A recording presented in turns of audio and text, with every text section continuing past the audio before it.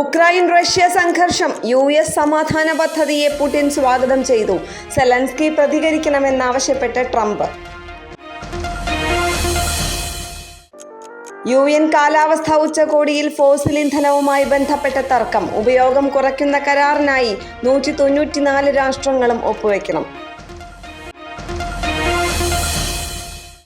പാകിസ്ഥാനിലെ ഫൈസലാബാദിൽ കെമിക്കൽ ഫാക്ടറിയിലുണ്ടായ സ്ഫോടനത്തിൽ 20 പേർ കൊല്ലപ്പെടുകയും 7 പേർക്ക് പരിക്കേൽക്കുകയും ചെയ്തു. തദ്ദേശ തിരഞ്ഞെടുപ്പ് നാമനിർദ്ദേശ പത്രികയുടെ സൂക്ഷ്മ പരിശോധന തുടരുന്നു. സ്ഥാനാർത്ഥിത്വം പിൻവലിക്കാനുള്ള അവസാന തീയതി നവംബർ 24. ശബരിമല സ്വർണ്ണക്കൊള്ള മുൻ ദേവസ്വം അംഗങ്ങളിലേക്ക് അന്വേഷണവുമായി പ്രത്യേക അന്വേഷണ സംഘം.